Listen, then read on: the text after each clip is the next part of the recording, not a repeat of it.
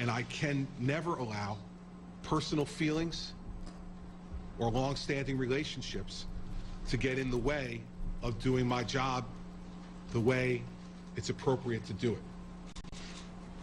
But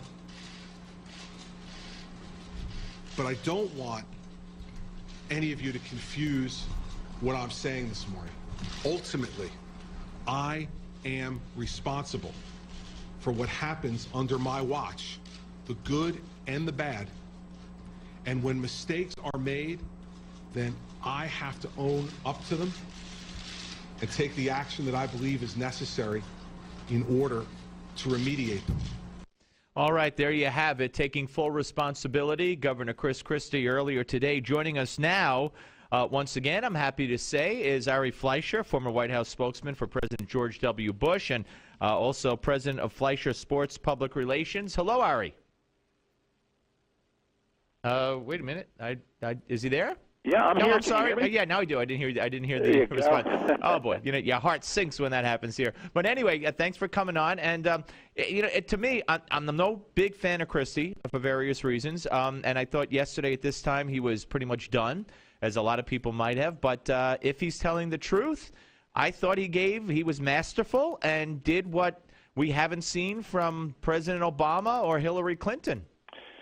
No question about it. I think regardless of ideology or what you think of Chris Christie or anything about the future of a Republican primary, there's a whole lot less gate in Bridgegate right now than there was when we all woke up this morning. He has really largely taken responsibility and owned up to things and acted like a leader supposed to act. Yeah, I mean, on every single level. There might be some unanswered questions here or there, and he did not talk to Bridget Ann Kelly, but he, as a former federal prosecutor, he says that that's because he didn't want to be accused of witness tampering with her. He's the one, she got fired by Christie, but he didn't speak with her. She was implicated in the email. She sent it and said, now it's time for some traffic in Fort Lee, et cetera. But otherwise, on every single level, I mean, looking at it from your level of expertise, I mean, did he say anything wrong today? Did he leave anything out in your view? Well, here's what comes next and what everybody still has to be on the lookout for, and is there any information that rises that contradicts what he said? Does a member of his staff come forward and say, no, he did know about it? Is there any physical evidence in the emails that allude to him knowing about it? That's what people will be looking for or waiting for in the next day or three. And, you would just have to think could not be a bigger fool or a better liar if that is the case, given what he said and how he said it today. Now, I don't know him all that well, but I found what he said today to be very believable and convincing. He just looked contrite. He looked genuine. He was his normal, blunt self, and I cannot imagine anybody going that far and saying the things he said if he wasn't confident that what he was saying was exactly as it is.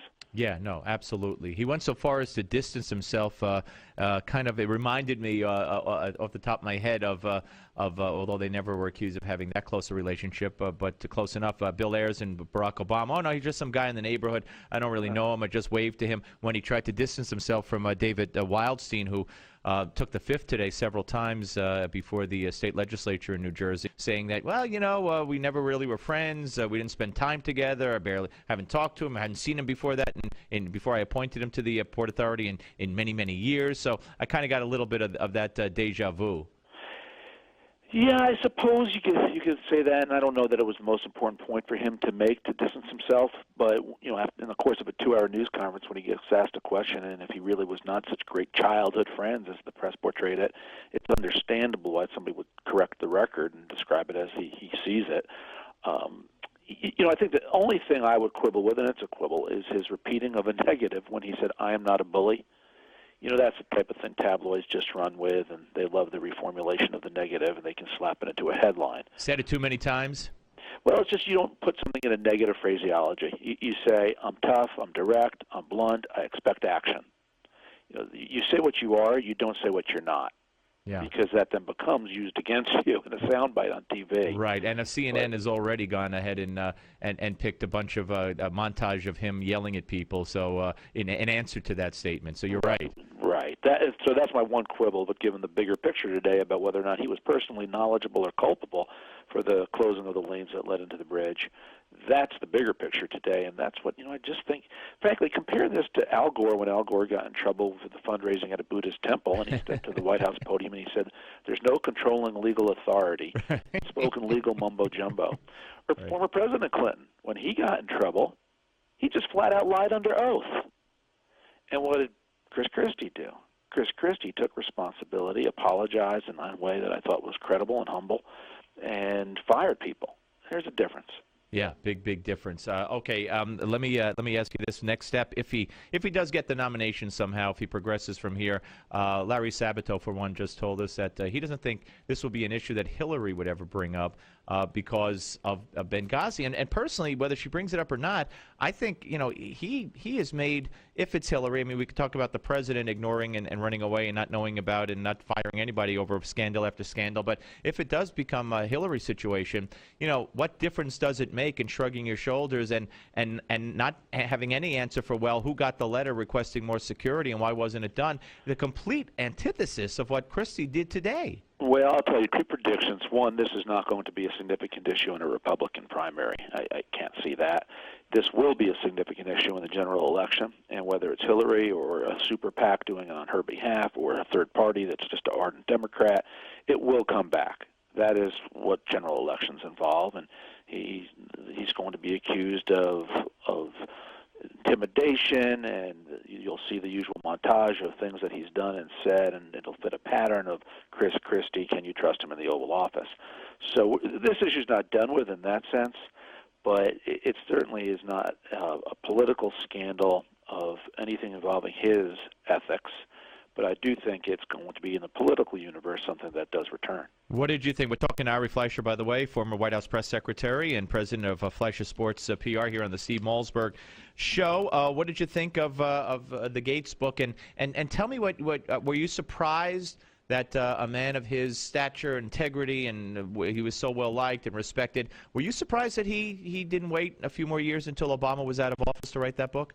Well, I'll tell you, two reactions to it. The first is there's a sense of betrayal. I just don't like the fact that anybody who is privy to a private conversation in the Oval Office, and in this case, the one between Secretary of State Hillary Clinton and the president, where she, according to Gates, said that her opposition to the surge in Iraq was political, goes and repeats in public a private conversation that he heard in the Oval Office. I'm old-fashioned. You're fortunate to be put in the Oval Office by the boss who put you there, and you don't go around and disclose private conversations like that.